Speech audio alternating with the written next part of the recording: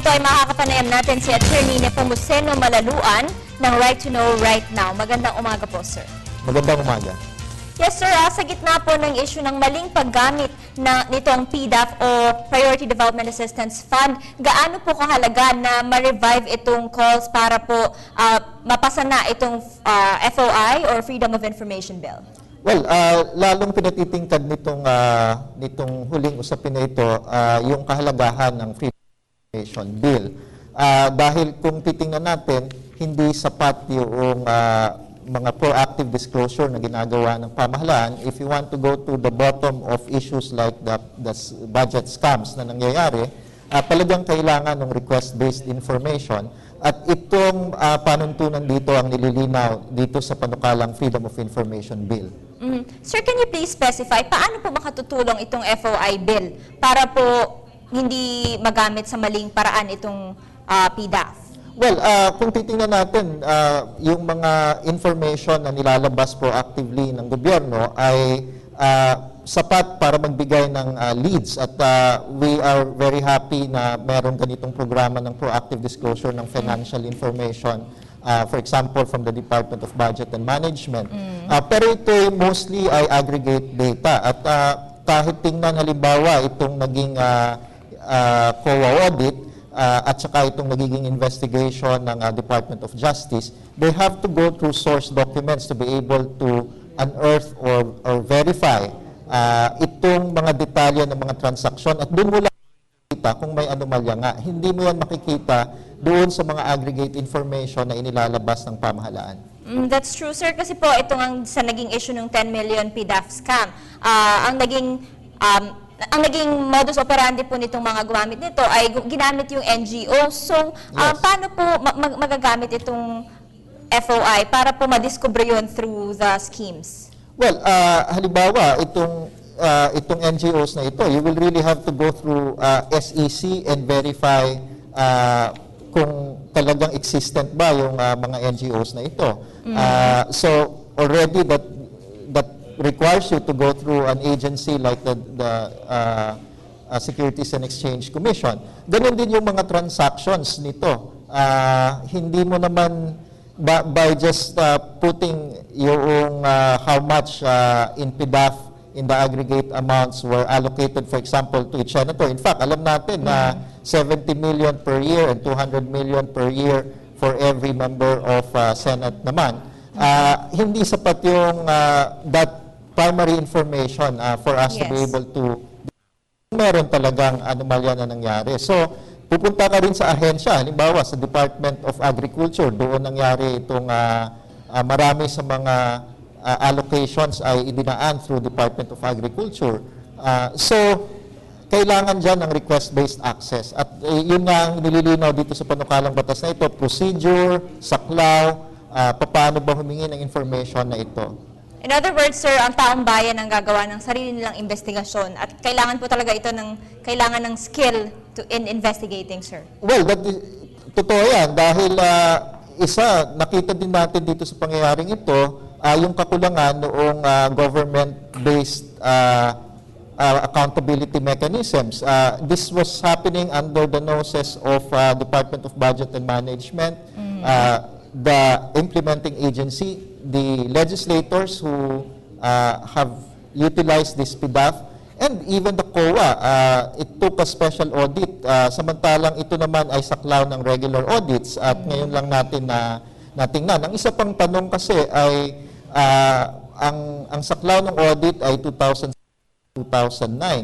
or 2009. Tapos na ba itong ganitong modus operandi at the agency level? So, yan ay mga katanungan na tingin ko ay kailangan ng partisipasyon ng mamamayan to be able to verify and really look into independently itong mga ganitong transactions. Attorney, I'm curious, kayo po ba ay amenable sa present state nitong FOI bill?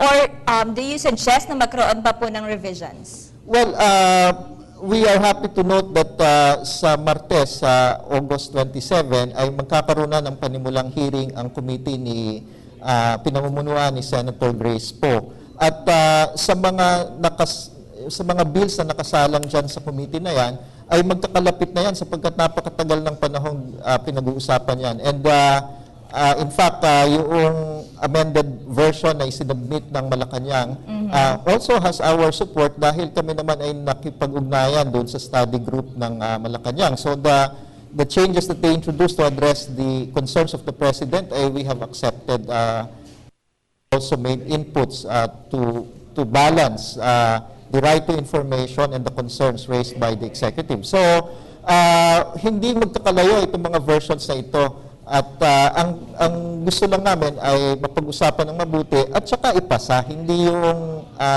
nabibimbing, lalong-lalo na sa mababang kapulungan. Very briefly lang, Attorney, can you please refresh po our viewers, ano po ba yung highlights nitong FOI bill?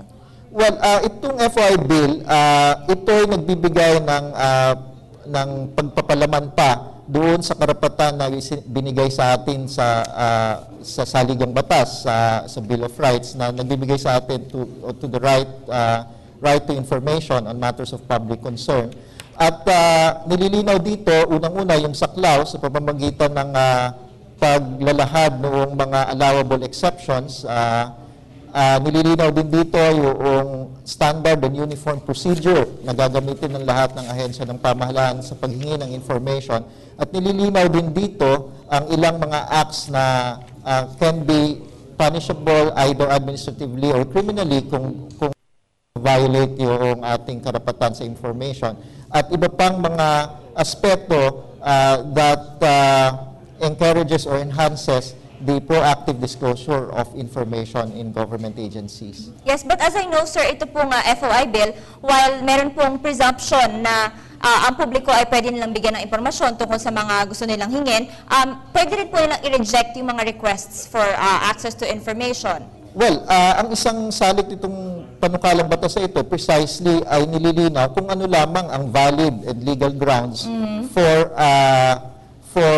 denying access to information. Sapagkat may kinikilala din itong panukalang batas na ito na mayroong mga impormasyon na nasa pampubliko ring interest kung hindi mailalahad or kung meron talagang kinikilalang damage, for example, to public interest if the information is made public. So kinikilala yan. At yun nga ang mahalaga dito dahil in the absence of these clear guidelines on what information can be withheld, ay napakalawak ng discretion ng government agencies in denying access to information.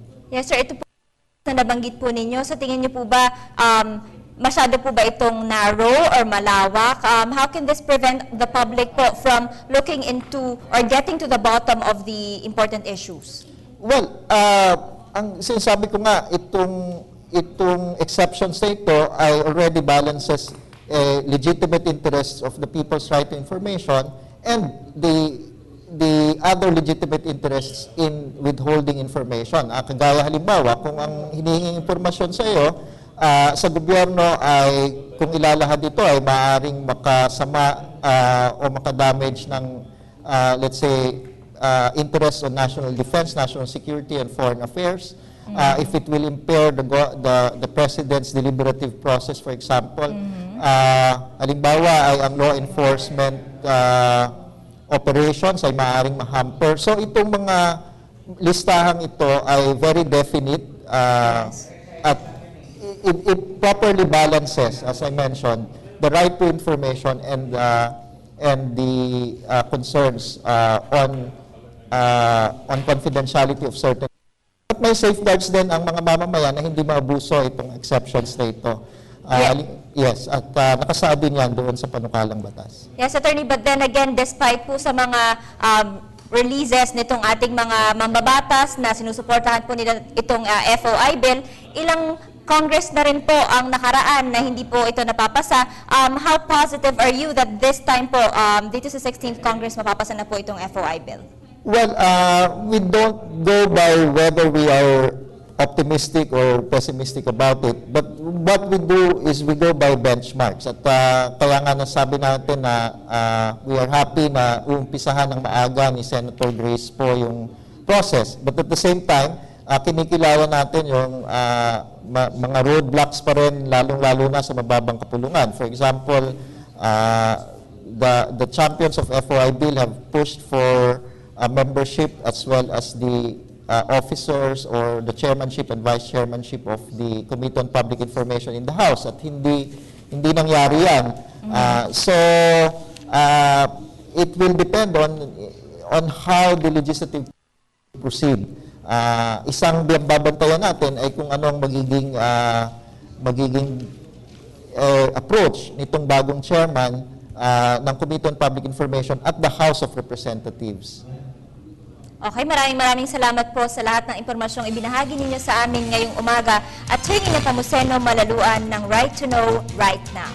Thank you.